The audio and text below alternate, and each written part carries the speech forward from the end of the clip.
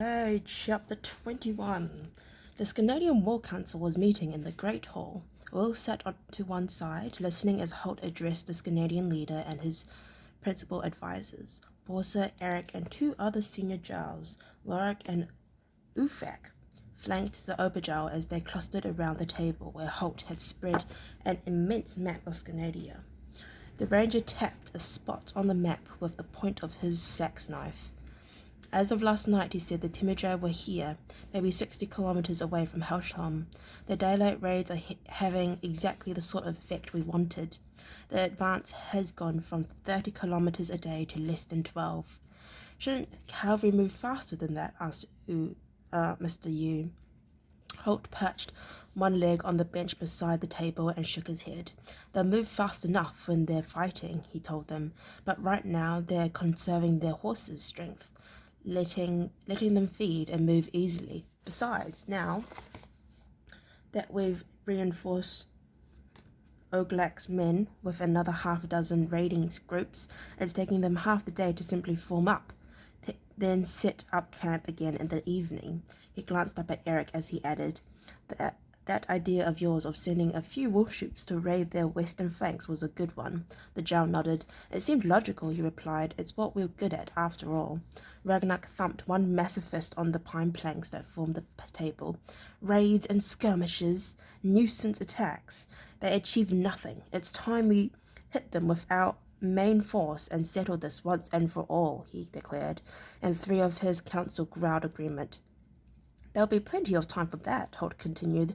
The most important thing is to engage them in a place that suits us, one that we choose ourselves. Again the Oberjarl snarled. He knew he could agree to listen to Holt's advice, but these damn invaders had been flaunting themselves in his country now for several weeks. It was an affront to him and to every Canadian, and he wanted to wipe the affront out, or die in the attempt. What's the difference where we fight them, he said.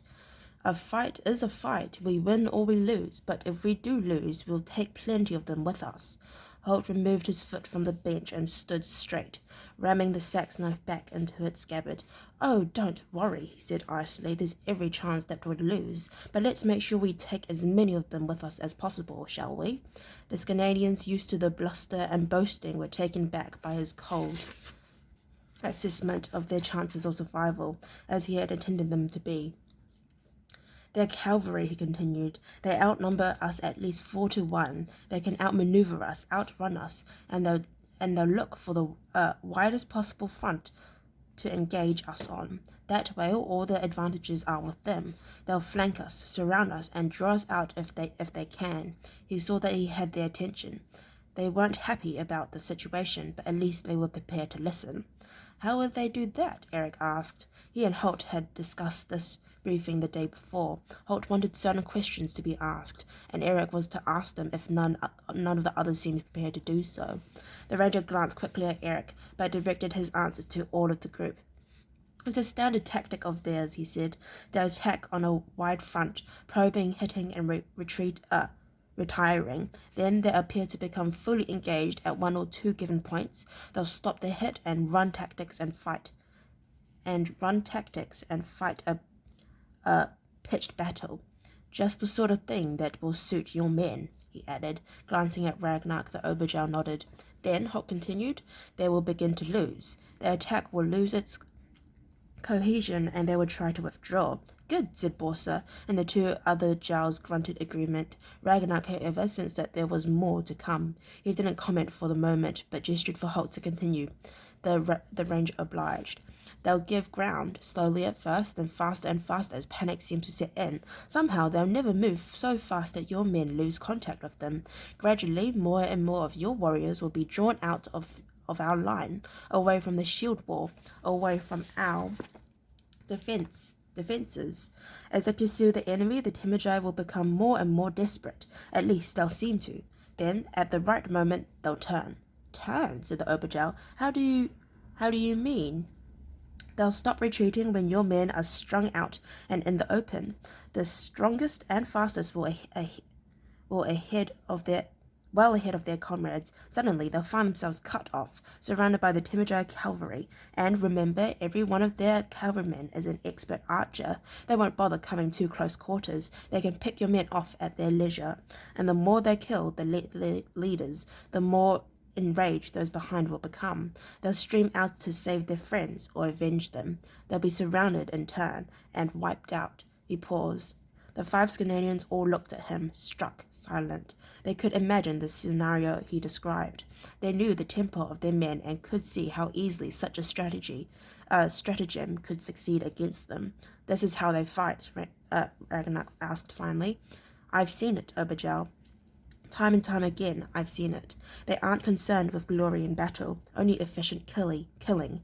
They challenge our warriors on 2 sides to single combat, then ambush them with 10 or 20 warriors at a time.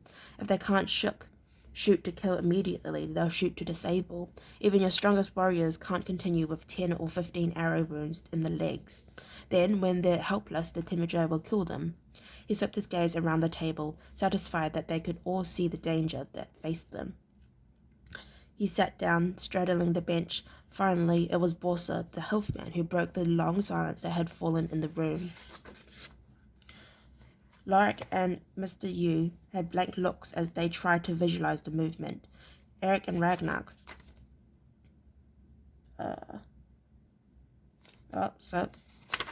Never mind, I skipped a page, I'm so sorry. So, where do you want to engage them, he asked. Holt spread his hands wide in a questioning gesture. Why engage them at all, he asked. We have time to withdraw before they arrive. We can move into the hills and the forest and keep hitting them as they come further and further along the coastal plain here. Run away, you mean? Ragnar asked, his tone angry. Holt nodded several times. Yes, run away, but continue to hit them at 20 or 30 or 50 points along the column. Kill them, burn the supplies, harass them, make their lives one long, insufferable misery, until they realize that this invasion was a bad idea. Then harass them back to the border until they're gone. He paused. He knew there was little chance of winning this one, but he had to try. It was the best course open to them. His heart sank as Ragnar shook his head. Even Eric's lips were compressed into a thin, disapproving line.